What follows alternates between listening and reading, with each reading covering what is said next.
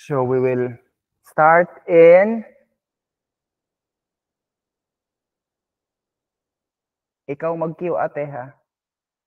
Nag-start na. Okay.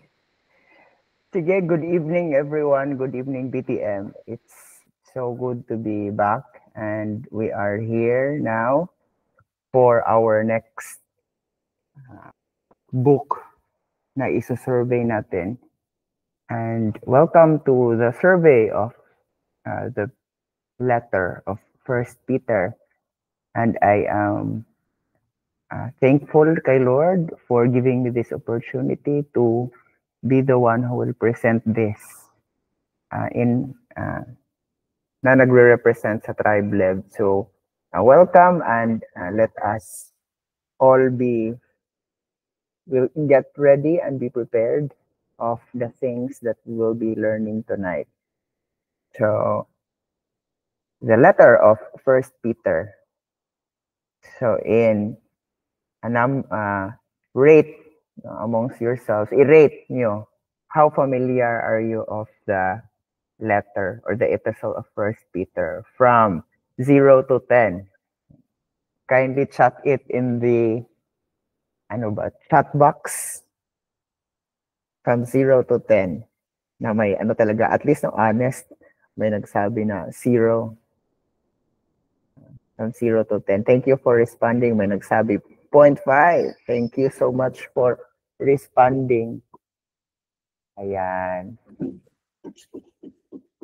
Okay, nalito na akong tungkol sa First Peter.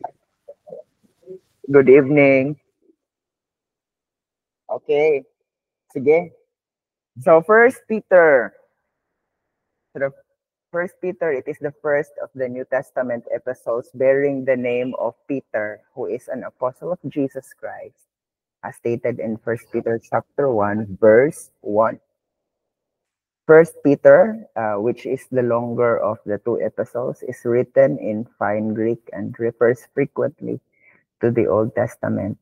It is an epistle for the downhearted, written to give encouragement in times of trial and disappointment.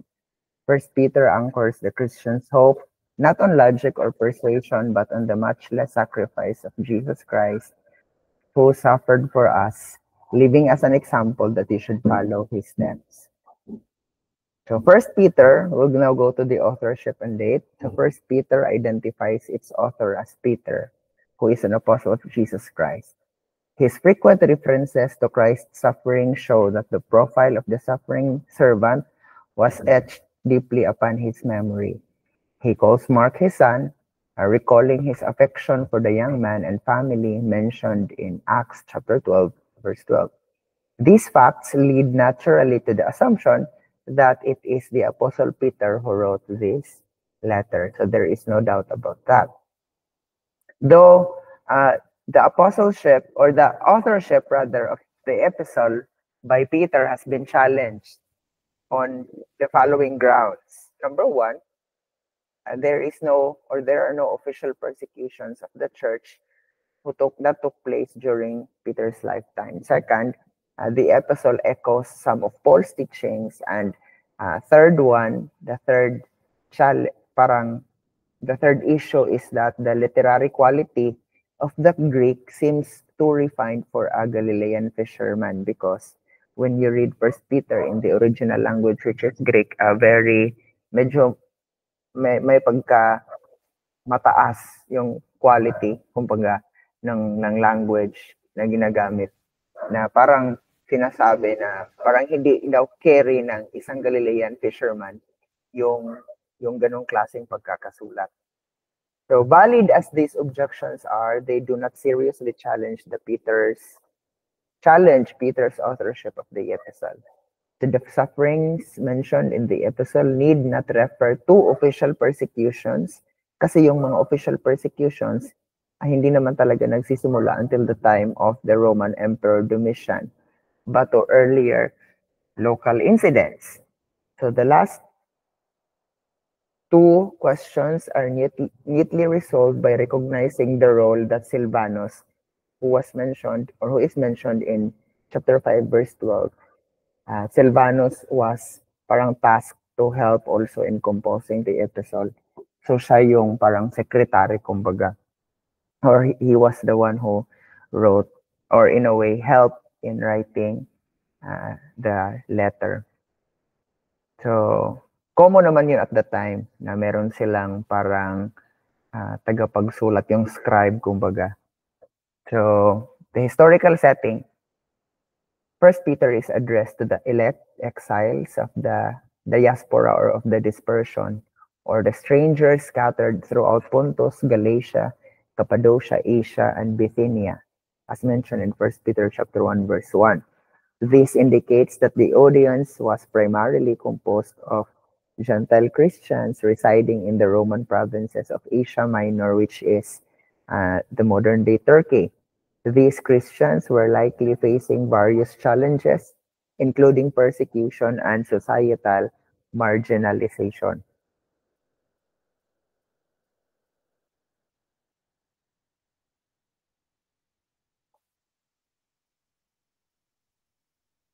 Okay, so ito yung parang map of the area at that time. When we look at it, so the Asia na sinulat dyan ay hindi yan yung Asia na ating pagkakaalam ngayon, because Asia at that time was just a province of the Roman Empire. At the moment, parang ano yan siya, part siya ng modern-day Turkey. So, that's it. So, ito yung timeline. In AD 31, Jesus is raised from the dead, and almost 30 years after that, Peter writes 1st and 2nd Peter from Rome. So, and then in 64 to 67 AD approximately, Peter was martyred also in Rome. So, paano ba natin ma-structure yung First Peter para it's easier for us to follow? So, the first one, scholars structured it in these parts. So, may tatlong parang structure siya na binigay. So, yung lens niya is for the believers. No, una yung salvation ng believer na dinescribe in chapter 1 to chapter 2 verse 12. Yung salvation ng believer, yung sanctification ng believer, and then the second part, yung submission ng believer. Submission niya sa government, submission in workplace, in business, in marriage, and submission in all of life. And then third one, the suffering also of the believer in chapter 3 verse 13 to chapter 5 verse 14. So dito na na-mention, or dito natin mababasa yung how should we auto-conduct in suffering based on the example of Christ also, who also suffered at the same time. How did parang Christ acted nung nag-suffer din siya. So yung commands in suffering, how can we also minister even though we're in suffering? And that's the first structure focused on na nagfo-focus siya sa believer. The second structure naman ay yung nag-focus sa grace ni Lord. No, unang part, focus on God's grace in salvation in chapter 1 verse 3 to chapter 2 verse 10. So how we as Christians, through the grace of God, na save, and how we ought to live our lives on that. And also, second part, in chapter 2, verse 11 to chapter 3, verse 12, yung grace naman ni Lord in paano nag-work yung grace ni Lord in submission. And then the last part, in chapter 3 to chapter 5, paano naman nag-work yung grace ni Lord in suffering. So, paano, again, sa second structure na pinakita natin, paano nag-work yung grace ni Lord in salvation. Second part, yung grace ni Lord in submission. And pangatlo, yung grace ni Lord in suffering. So, meron din naman another parang visual representation of the outline, as we can see dito sa ating mga screen.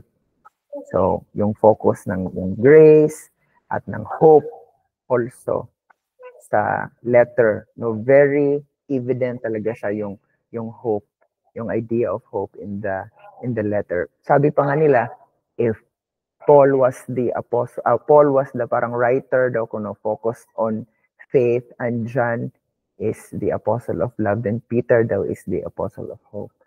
So when you read his letter, especially the first one, it really focuses on the hope. So when we see the threefold structure here, so the focus is una yung the living hope through Christ's resurrection, yung righteous hope through submission, and the trusting hope through faith. So we will now go to the purposes of the letter. Why Peter wrote? Ano ba yung intention niya to write his letter towards the Christians who were scattered in the diaspora in the province of Asia? So first is encouragement and persecution. Kasi nga, alam natin, na pag-usapan natin earlier in the historical setting, na persecuted yung mga Christians locally. They are persecuted because they really claim their allegiance in the Lord, in Jesus Christ. And when they declare allegiance in someone who is not the emperor, then it would really cause trouble. Kasi not only that, but yung lifestyle nila nag-iiba na. So may mga slander na nangyayari. So yun yung pinaka-point talaga nung bakit sila pin-persecute. It's because they live a very countercultural lifestyle, and at the same time yung allegiance nila, it's not in the emperor but in the Lord Jesus Christ. So first purpose is the encouragement and persecution, the main purpose of the letter. Primary purpose of 1 Peter is to encourage and strengthen believers who were facing persecution for their faith. So Peter offers words of comfort, words of assurance, and words of guidance on how to navigate these challenges. Another purpose is the identity, to remind the original audience of this letter, or the original readers or hearers, to remind them of their identity as God's chosen people. So Peter emphasizes the identity of believers as the chosen people of God. He encourages them to understand their role as a holy priesthood and a chosen race, and how they should ought to live their life in light of their identity in Christ. Third purpose is living as witnesses. The letter instructs Christians on how to live as witnesses for Christ in the midst of a hostile and unbelieving society. This includes maintaining good conduct, honoring authorities, and responding to suffering with grace. Ito yung isang purpose nila. Na paano ba sila, how would they react, and interact to a world that is hostile to them? Would they retaliate? Would they do anything na paano ba sila mag-react? It was reminded to them by the Apostle Peter through this letter as well. Another one is Christian hope in the midst of trial. So Peter highlights the hope that Christians have in Christ, even in the midst of trials. This hope is grounded in the resurrection of Jesus Christ and the promise of an imperishable inheritance. So magandang reminder talaga for them to be reminded of the hope of the resurrection. So and realizing that what they've experienced at that time are just momentary troubles, but there's a greater hope that awaits them in the life to come, not only in this life but in the life to come, because Jesus Christ yes, he died, but he was resurrected, and that hope would also parang that same truth really brings hope to these people who were persecuted as well. Another purpose is the holiness and Christ-likeness. So Peter calls believers to a life of holiness, urging them to be holy in all their conduct. He emphasizes the example of Christ's suffering and encourages believers to follow in his footsteps. Parang ang hirap maging holy at Christ-like when you're persecuted, because you would act differently so that you will not be persecuted. It's either you retaliate or you compromise. But Peter urged them to live a life that reflects Christ despite the troubles or the persecutions that they've experienced. So those are the purposes of the first letter of Peter. So we will now go to the special considerations in reading First Peter. Ano ba ang dapat nating titingnan or i-observe or i-consider when we read First Peter? What are the literary features and the literary nuances? So ito, First Peter follows the usual contours of the New Testament epistles, along with the standard ingredients of salutation, which is the thanksgiving, body, paranesis or moral exhortations, the closing. That's the standard format of a New Testament epistle. But in First Peter, there is a pattern of back and forth movement between theological assertions and either practical application or lyric celebration. So the book moves in a fluid manner between two poles, and these poles are the riches that believers have in Christ and the duties that they need to shoulder within the implied situation of their living in a hostile surrounding culture. So yes, meron siyang standard, yung letter, written as a letter, pero what makes it different and unique is that unlike kay Paul, how Paul wrote his letter, the first half or like the first part would always be the doctrinal foundation and then the moral application after. Pero yung kay Peter, may back and forth siya na pattern between yung theology niya at saka yung practice, yung truth and then practice, and then truth and practice. So yun yung titingnan natin in reading First Peter. So we will now go to the next part. Another one. First Peter is exuberant in tone and exalted in language. Kaya medyo na-challenge yung Petrine authorship kasi napaka-exuberant daw ng tone at exalted ng language. So virtually every paragraph contains vivid imagery and a skillful use of figurative language. The tone of the book is urgent and intense, as signaled by the presence of more than 30 imperative verbs. So imperative verbs meaning the things that you should do. So an average of one command in every 3 verses. The content and style of the letter are thus elevated and elevating at the same time.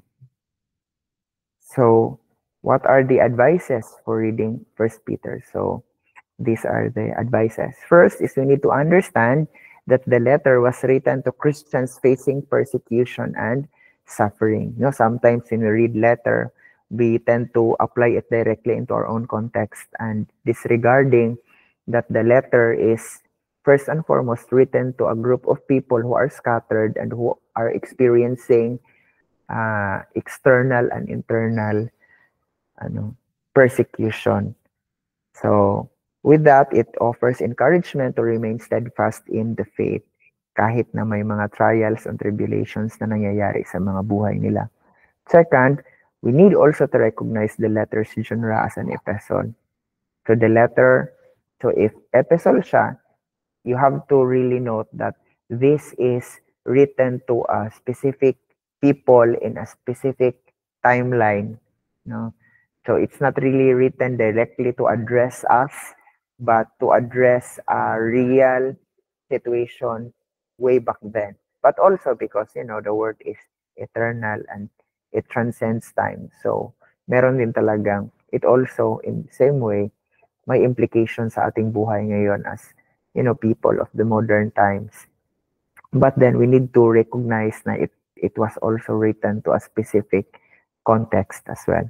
So the letter alternates between theological teaching, which is focused on salvation and suffering, and practical exhortations, which focus on holy living, on submission, and on love. Third is we need to note Peter's use of vivid imagery such as living stones, royal priesthood, to emphasize the believer's spiritual identity and purpose. So, yung idea nito is according to some writers and commentators that it is written to predominantly Jewish Christians because the first letter of Peter is very rich in Old Testament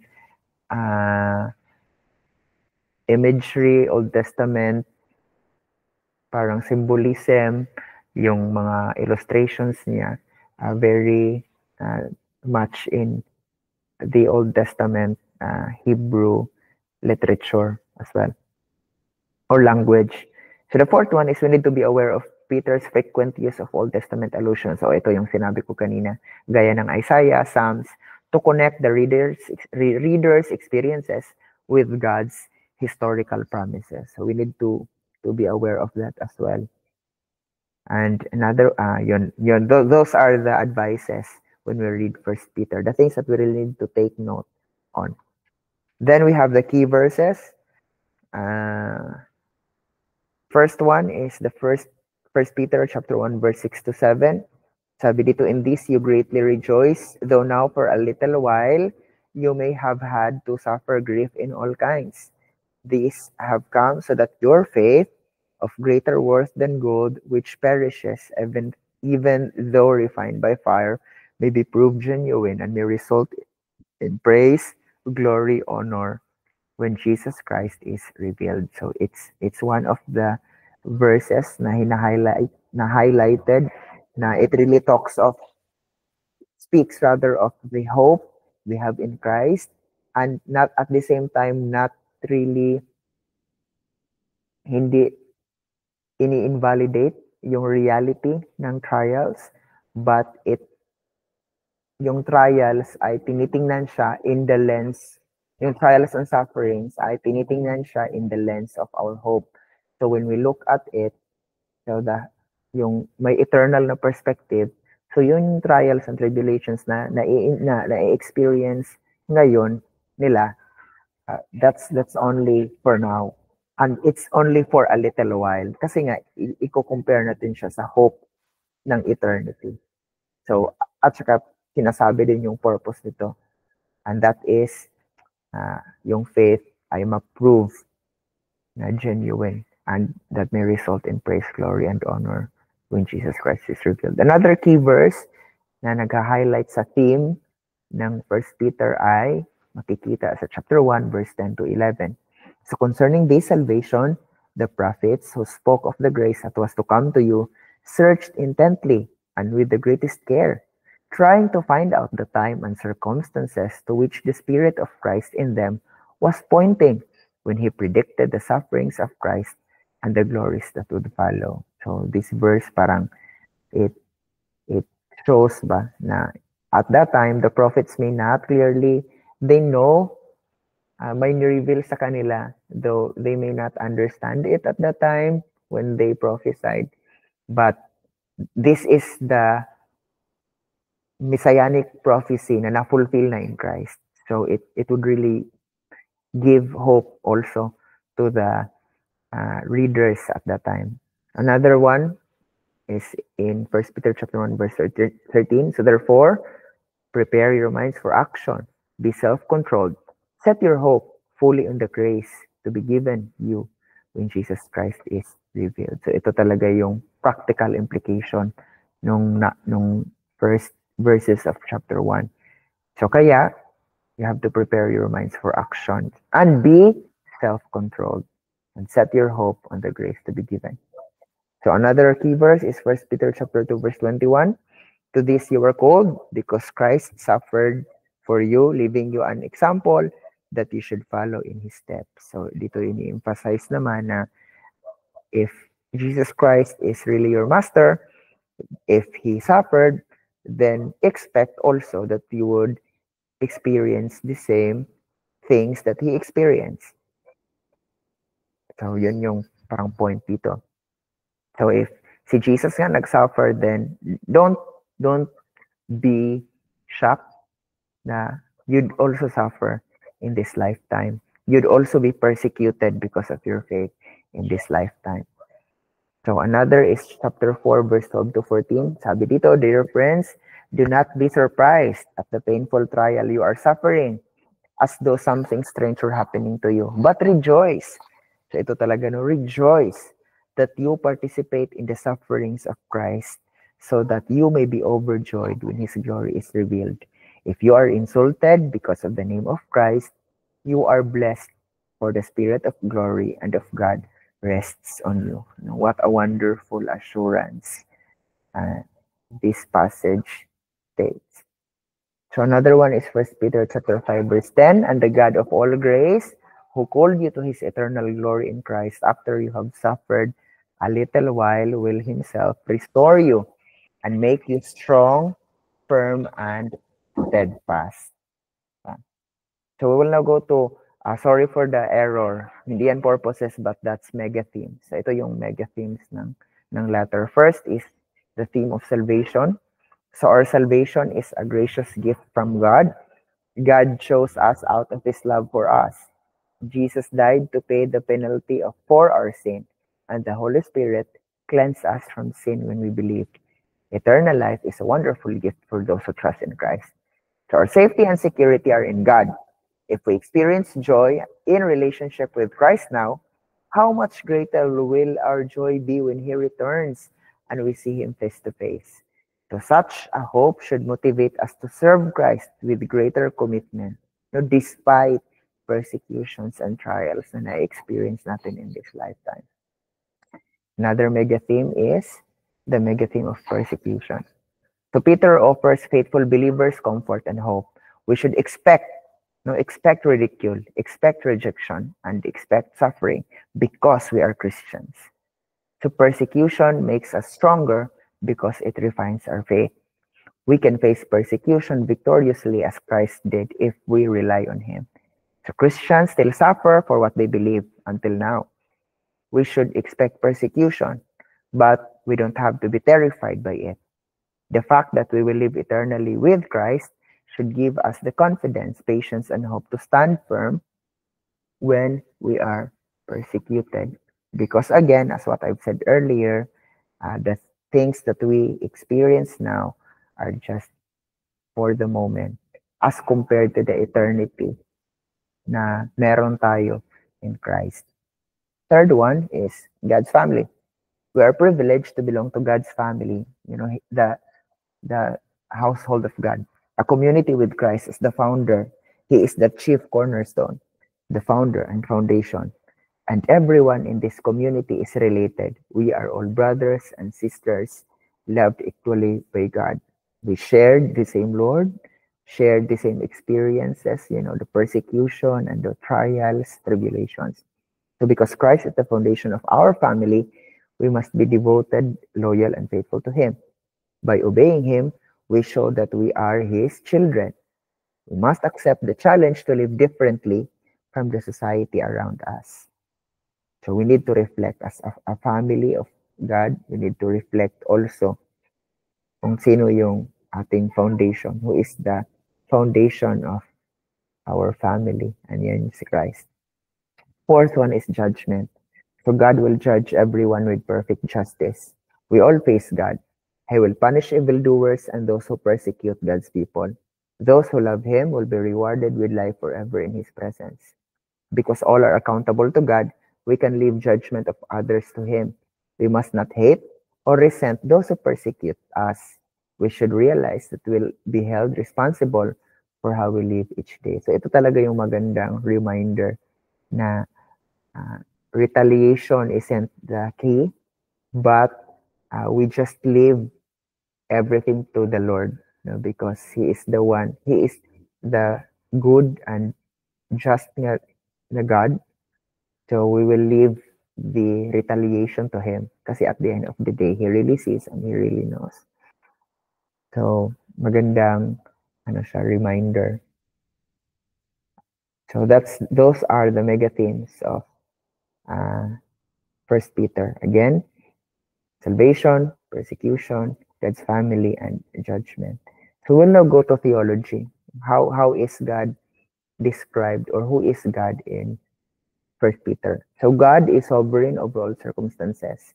So God is portrayed as sovereign over all events and situations, including the suffering of believers.